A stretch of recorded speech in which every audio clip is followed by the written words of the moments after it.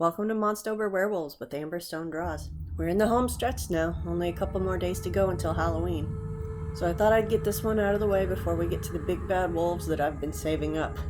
Late Phases is a relatively new movie that came out in 2014. It follows a blind veteran named Ambrose McKinley as he gets moved to a retirement community with his seeing eye dog.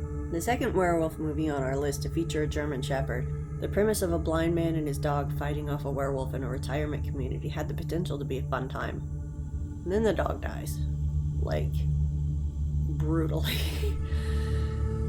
This whole movie is tinged in sadness and weariness. It seeps into your bones. The brutality of the movie, all the killings in between the quiet and the peace just makes for a sad inevitability.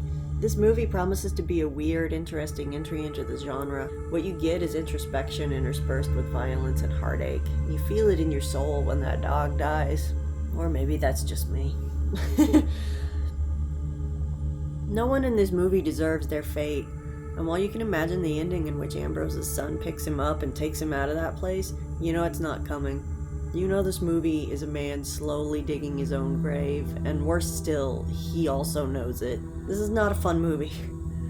It's slowly paced, deliberately slow. It's all paced to force you into the slow, monotonous reality that Ambrose has been thrust into. We're experiencing it with him. Couple that with the inevitable death toll, and you have the recipe for this emotional sinkhole. Watching a bunch of seniors die just reminds you of your own death, and the death of your loved ones. I thought about my grandmother a lot during this movie, and all the German Shepherds we've had over the years. Maybe that's why this one hits me extra hard, because every German Shepherd reminds me of my favorite pets, and every senior that dies is my grandmother.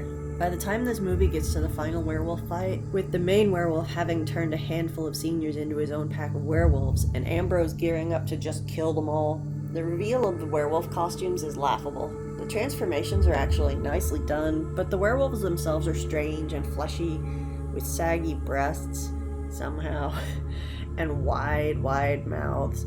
They look like gremlins more than werewolves. They keep the werewolves in shadow for the most part, but you can still see their odd shapes, and it's a bit distracting. Honestly, if the costumes on these werewolves were better, this would be a contender for Best Werewolf Movie. It's tense and it has heart. You really feel for the characters, and the consequences for them are so very real and final. This isn't a werewolf movie you watch for fun, nor is it one that you watch often, but it is one that you should watch. And on that note, with 2 somber as hell entries in a row, I hope you're all ready for some more weird, sober discussion again tomorrow as I tackle the first werewolf movie I ever saw. So if you haven't seen your favorite werewolf yet, it might be coming, and don't forget you can still join my Patreon at Tome of Darkness level and be entered to win the werewolf of your choice. My track record with remembering to do drawings hasn't been great, but I'm gonna try. I'll see you all tomorrow, and happy Monstober.